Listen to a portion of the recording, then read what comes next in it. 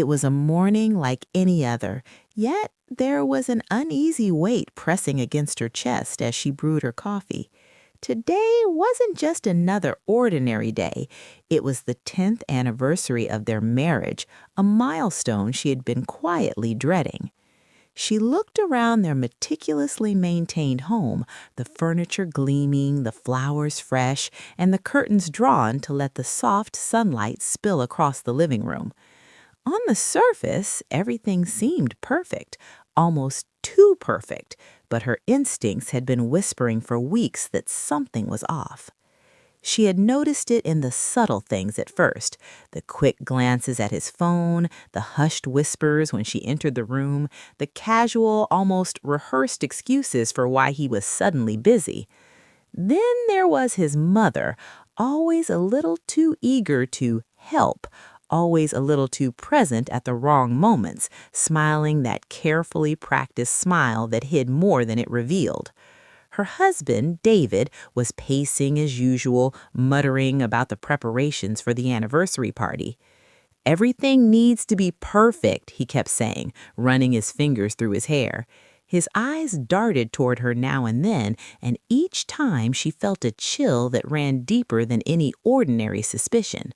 She remembered the way she had stumbled upon the first hints, innocent enough, a shared coffee receipt from a cafe she had never visited, a message he thought was deleted. Her stomach had turned the first time she realized she was seeing evidence of a life he had been living right under her nose. At first, she had doubted herself.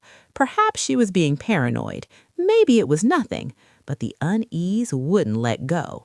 Her heart knew the truth before her mind was ready to accept it. Over the next few weeks, she began to gather pieces of the puzzle quietly, silently, without him noticing. Texts that vanished too quickly from his phone, mysterious transfers in their joint account, long calls and odd hours at misunderstood times. Then she noticed the patterns, the subtle way his mother's errands coincided with his secretive outings, the casual nudges to not worry about finances, as if her own money was somehow irrelevant. The more she uncovered, the clearer it became. This wasn't just a fleeting affair. It was a carefully orchestrated plan. Not only was he betraying her trust, but he and his mother were scheming together. She pieced together snippets of overheard conversations, careless mentions of lawyers and documents, hints that someone had advised them to manipulate her into signing away her rights to their home, to her inheritance, to anything of real value. Her blood ran cold.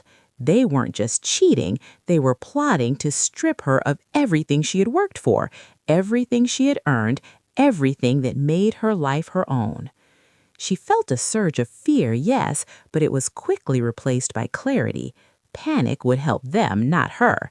She needed evidence, proof she could hold up in court if necessary, proof that would protect her and her future. So she began a quiet, methodical operation of her own. She documented every transaction, every suspicious call, every misplaced receipt. She consulted her lawyer, an old friend who had warned her years ago to keep her personal and inherited assets clearly documented. She dug into premarital property records, double-checked bank statements, and even consulted trusted friends who could verify her suspicions without tipping him off. All the while, she played her part in their scheme perfectly. She smiled, she laughed, she nodded, she engaged in conversations as if nothing was wrong. At family dinners, she complimented her mother-in-law's cooking, praised her husband's sense of style, all while her mind was cataloging, cross-referencing, and analyzing every word, every gesture. They thought she was oblivious. They thought she was naive. They thought they had the upper hand. And then the night of the anniversary arrived.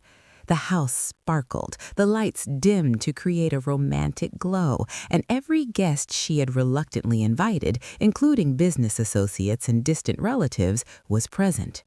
David was ecstatic, his mother beaming beside him, a shared secret hidden behind their smiles.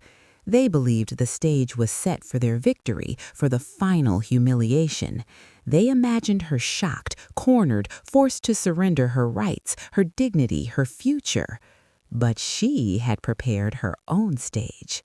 As the crowd gathered and the champagne glasses clinked, she waited until the perfect moment, when the attention of the room was on David, when his smile was widest, when his mother's triumph shone in her eyes.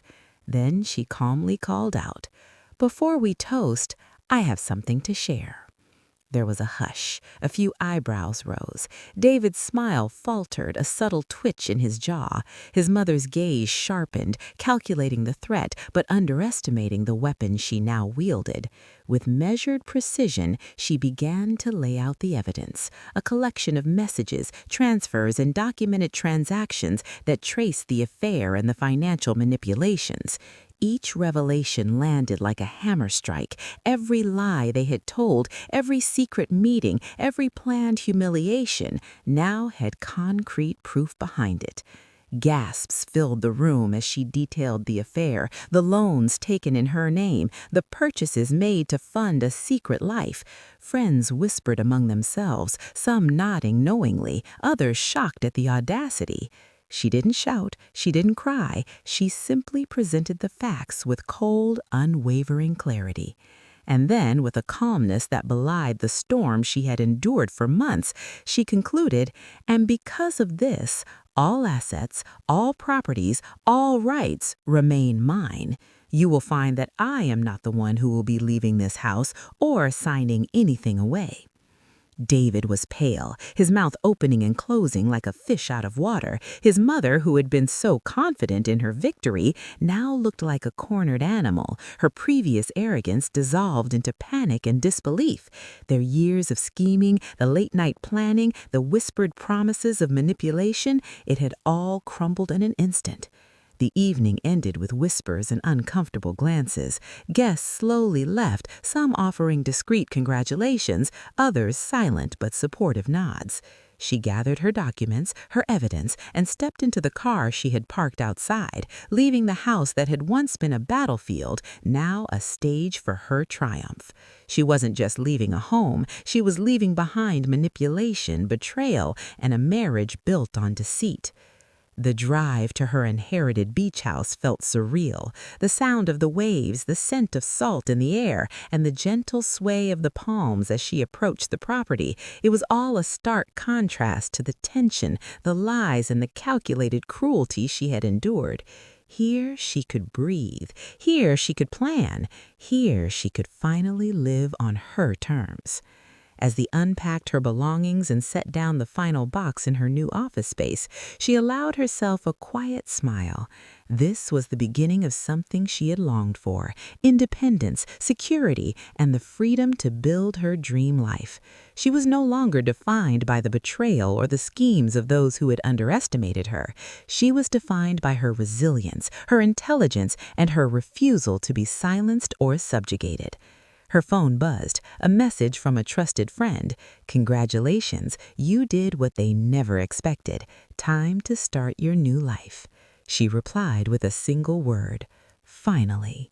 And as the sun dipped below the horizon, painting the sky with fiery hues of orange and pink, she knew that every dark moment, every sleepless night had led her here. Every tear shed in secrecy had forged her strength.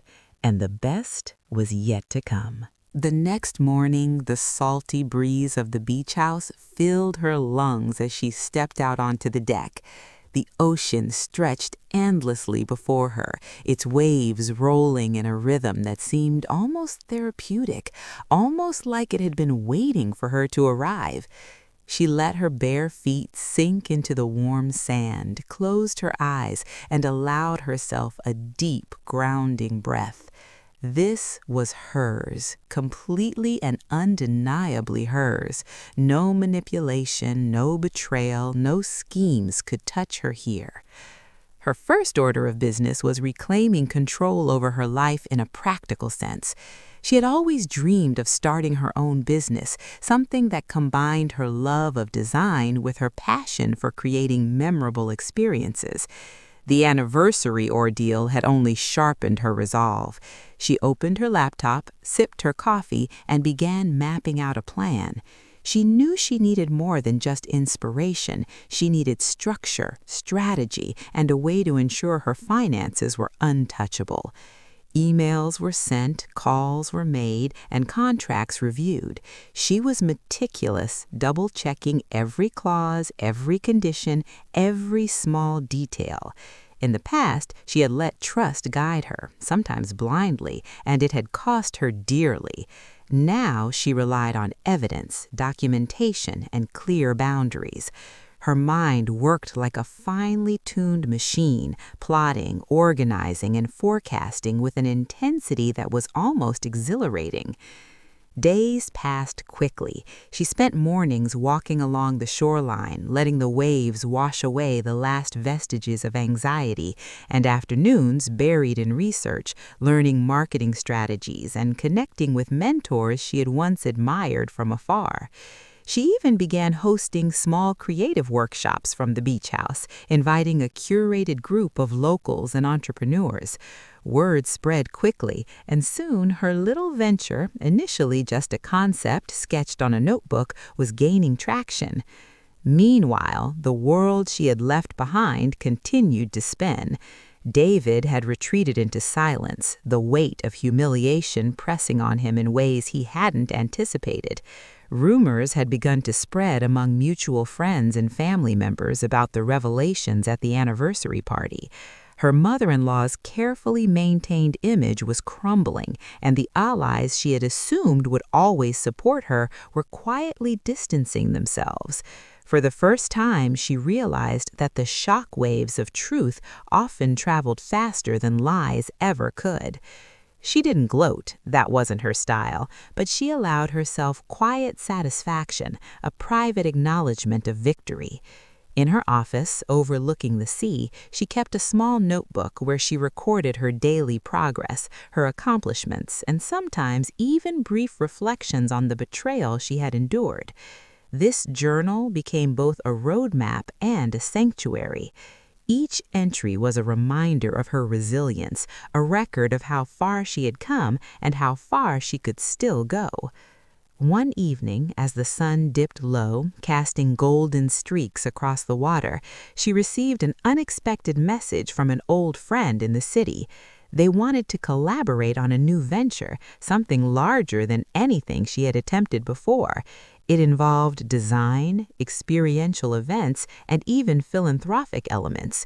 She read the message twice, savoring the possibilities, feeling the thrill of opportunity mixed with the lingering taste of justice. She smiled, typing back a careful response. "Let's make it happen. I'm ready." Over the next several weeks, she dove headfirst into the project. Meetings were held over video calls, contracts were reviewed with her lawyer, and initial investments, safely secured from her own funds, were allocated. Every decision she made was deliberate, precise, and independent. No one had control over her choices but her. She was finally in the driver's seat of her life. But there were moments, quiet ones, when memories would surface. She would think of the anniversary party, the way her husband's face had drained of color, the way her mother had faltered when confronted with the evidence. She reminded herself that those moments were not for her to dwell in. They were markers of her awakening, not her satisfaction. She focused on growth, on building, on creating a life that was fulfilling and abundant. Her business began to flourish. Months turned into a year, and the beach house had become more than just a sanctuary. It was a symbol of her freedom, a hub for her growing business, and a home where every decision reflected her desires, not anyone else's. The lessons of betrayal had been harsh, but they had forged in her a clarity she would never lose. Her workshops evolved into a full-fledged brand, blending creativity, entrepreneurship, and mentorship. She mentored others who had faced hardships, showing them that resilience wasn't just surviving, it was thriving, rebuilding, and transforming pain into opportunity. Occasionally, she would hear about David and his mother through whispers or casual mentions from mutual acquaintances. They were struggling to recover from the exposure, their plans of manipulation entirely undone. But she never rejoiced in their misfortune. She understood that her victory was her life, her peace, and her future, not revenge. Their downfall was merely the side effect of her standing firm. Sitting on her deck one evening with the ocean stretching endlessly before her and the sun painting the sky in warm oranges and pinks, she felt an unparalleled sense of calm. Her independence was complete, her life intentional, and her happiness fully her own. She had survived betrayal, reclaimed her power, and built a life that reflected her true self. For the first time in years, she smiled without reservation. The past was behind her, the present was hers to cherish, and the future, bright, open, and limitless, awaited. She raised her glass to the horizon, whispering softly to herself, "I chose me, and it was worth everything." And with that, she stepped inside, ready to embrace the life she had always deserved, a life defined not by others' deceit, but by her courage, her vision, and her unwavering strength.